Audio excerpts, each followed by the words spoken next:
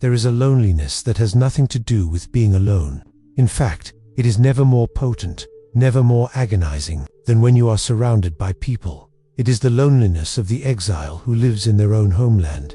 It's the feeling of being perpetually out of sync with the rhythm of the room. It's when you laugh a fraction of a second after everyone else does. It's the sensation of your energy extending outwards, seeking connection, only to feel it hit an invisible, repelling force and bounce back at you, leaving you feeling hollow and foolish. You watch people connect with an ease that seems like a foreign magic, their conversations flowing like a river, while yours feels like a series of disconnected stones that lead nowhere. You've spent years, perhaps your entire life, trying to diagnose this condition. You've labeled it social anxiety, awkwardness, introversion. You've told yourself, I just need to try harder. I need to be more interesting.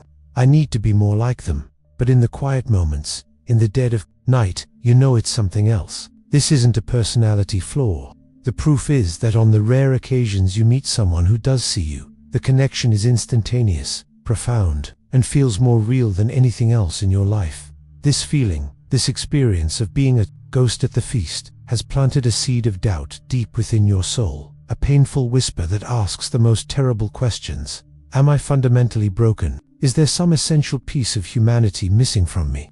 Am I, for some unknown reason, simply ... unlovable? I am here today to tell you that the experience is real, but your diagnosis is completely wrong. You are not broken. You are not unlovable, and you are not alone in this feeling. What you are experiencing is not a psychological failing. It is one of the most misunderstood and powerful signs of a profound spiritual event. So, I ask you to consider a radical possibility. What if that invisible wall you feel isn't there to lock you out? What if it was built to protect what is within you? That question we just asked, what if the wall was built to protect what is within you, is the key that unlocks the entire mystery of your suffering. And the answer, the shocking spiritual reason you feel so rejected, is this: the wall is real, and your own soul built it. The feeling you have been labeling as rejection is one of the most misunderstood phenomena in the spiritual journey. It is, in truth, a highly advanced form of divine intervention. It is a sacred quarantine, orchestrated by your higher self for one reason: to keep you safe during the most critical operation of your life. Imagine your higher self as a divine surgeon. It knows that you are scheduled for a monumental procedure, full-scale spiritual upgrade. This is not a simple tune-up. This is a rewriting of your energetic DNA. It is a defragmentation of your soul's hard drive, clearing out lifetimes of corrupted files and trauma. It is the installation of new spiritual gifts, higher perceptions, and a deeper capacity for love and abundance. An operation this profound cannot be performed in a contaminated environment, and the everyday world, with its frequencies of fear, jealousy, doubt, and petty drama, is an energetically contaminated environment. So, what does the divine surgeon do? It places you in a sterile, protected, isolated room where the delicate work can be done without interference. This sacred quarantine is what you have been experiencing. Your soul began to subtly raise your core vibrational frequency. This new, higher frequency is beautiful and pure, but it is naturally dissonant, uncomfortable, even agitating to those who are operating on a lower vibrational wavelength. So the rejection you feel is not personal. People are not consciously deciding they dislike you. It is their energy systems unconsciously reacting to the incompatibility. It is like trying to play a beautiful, complex piece of classical music in a room full of screeching static. The static isn't trying to be malicious, but it makes hearing the music impossible. Those people feel an inexplicable, subconscious urge to move away, not out of malice towards you, but out of a primal need to return to a frequency that feels familiar and comfortable to them. Herein lies the great misunderstanding that has caused you so much pain. Your human ego, conditioned to seek belonging and external validation at all costs, tells a story of failure. The ego's story is, I am being pushed away. I am unwanted. There is something fundamentally wrong with me. I am alone. But your soul, the divine surgeon, is telling a completely different story. The soul's story is, you are being held. You are being consecrated. You are being prepared for a magnificent new beginning. You are safer than you have ever been. The loneliness you feel is not the emptiness of abandonment. It is the sacred, potent silence of the chrysalis. Just moments before the wings emerge, What I have just described is a beautiful, comforting theory. But your higher self knows that your human mind needs more than theory. It needs evidence. It needs proof. It does not leave you in the dark to wander. It scatters a trail of clues. In your physical reality, unmistakable signs that confirm you are not being rejected, but are, in fact, undergoing this sacred metamorphosis. Let's examine the evidence together. If the following 3 signs are present in your life right now, then there is no longer any room for doubt. Sign number 1. You are undergoing a great energetic divorce. This is the most startling and often painful piece of evidence. It's far more than just a few friendships fading out. It is a wholesale, systematic uncoupling from your old reality. People, places, habits, and hobbies you once loved now feel foreign or even repulsive. Conversations with old friends that used to be easy now feel like a monumental effort. The gossip you once tolerated now feels physically grating, like nails on a chalkboard. The TV shows, music, or social media feeds you used to enjoy now feel loud, empty, and energetically draining. This is your soul's new, higher frequency, actively rejecting energies that are no longer a match. It is like developing a sudden, severe allergy to foods you used to eat every day. Your system simply can no longer process them. It is a divorce not from people, but from the low vibrational frequencies they represent. It feels like loss, but it is actually your spirit making space. It is clearing the stage for a whole new cast of characters who are in harmony with the real you. Sign number 2. You feel the gravitational pull of stillness. While the outer world becomes quieter, you feel an intense, undeniable craving for even more quiet. Solitude is no longer a punishment. It has become a sanctuary. You find yourself canceling plans not out of fear, but out of a deep, instinctual need to be with yourself. A walk in the woods, the act of watching the sunset, or simply sitting in a quiet room feels more nourishing and more informative than any social gathering. This is not you becoming antisocial. This is your soul demanding the bandwidth it needs to process the immense data of its upgrade. The downloads you are receiving require immense energy to integrate. Socializing is energetically expensive. Solitude is where you plug yourself back into the divine charging station. Nature, especially, becomes your greatest ally, as its pure frequency helps to stabilize your new energetic signature and ground the celestial energies pouring into you.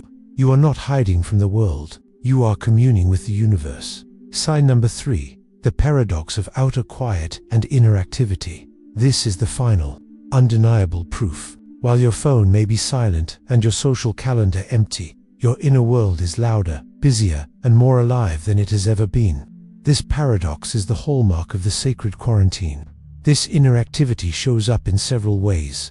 First, the synchronicities are relentless. The universe is leaving you a constant trail of breadcrumbs to let you know you are on the right path, seeing the same number sequences everywhere. Hearing a song with the exact answer to your question, finding a feather in an unexpected place.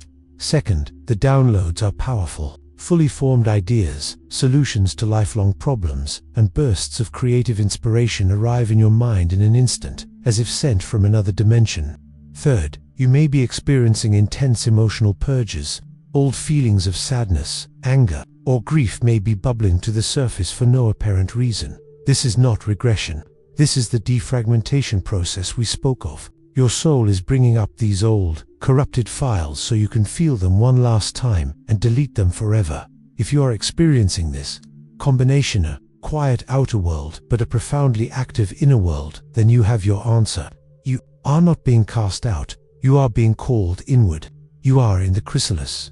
So, you see the signs. You have weighed the evidence. You can feel the truth of it resonating deep within your bones. You are not in a prison of rejection. You are in the divine chrysalis of your own becoming. The great question now is, what does one do inside the chrysalis? How do you cooperate with this sacred process to ensure that when you emerge, you do so not with crumpled wings, but with a magnificent, powerful, new form, ready to fly? This is your guide to navigating this sacred, temporary sanctuary. First, and most importantly, practice radical surrender. Your ego's instinct will be to fight this, to frantically text old friends, to force conversations, to try and break down the very walls your soul has so carefully built to protect you. You must consciously choose to do the opposite. True power here lies not in struggling, but in surrender. This is an active trust in the wisdom of your higher self. I invite you to place a hand on your heart. Close your eyes and say these words aloud. I accept this gift of solitude. I surrender to this process. I trust that I am being held, protected, and prepared for my highest good. Bless and release the people and situations that are drifting away. Thank them for the role they played, and let them go with peace, knowing their departure is making space for your soul's true resonant matches. Second, become the alchemist in your own sacred laboratory. This period of quiet is not meant to be empty. It is the time your soul has carved out for you to do the great work of self-discovery. Your solitude is your laboratory. You are the alchemist, and your task is to turn the lead of your old self into the gold of your true, authentic being. Engage in these alchemical practices. Deep journaling. Don't just record your day. Ask your higher self profound questions before you sleep, and write down the answers that flow through you in the morning. Ask, what is this upgrade preparing me for? What old belief am I now ready to release? Creative expression. Your soul speaks in color, in sound, in movement. Paint, write, sing, dance. Even if you think you're not good at it, creativity is not about the product. It is the process of allowing the new energies within you to take form. Follow your sacred curiosity. What topics are you suddenly fascinated by? Ancient history, quantum physics, herbalism. These new curiosities are not random. They are breadcrumbs from your soul, guiding you to the knowledge and skills you will need in the next chapter of your life. Nurture your physical vessel. This energetic rewiring is taxing on the body. Support it. Drink more water than you think you need. Eat clean, simple foods. Stretch your body.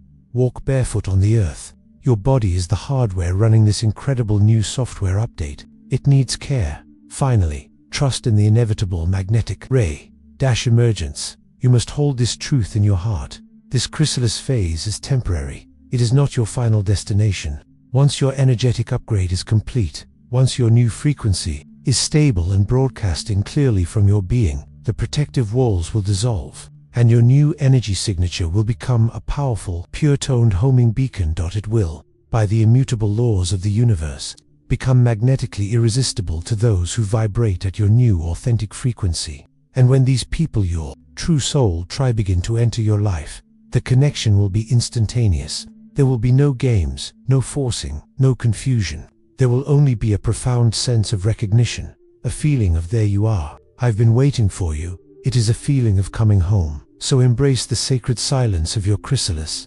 Do the inner work with joy and trust. Know that you are deeply loved and protected through this entire process. For soon, very soon, will be called to emerge, and the world will be waiting in awe to see you fly.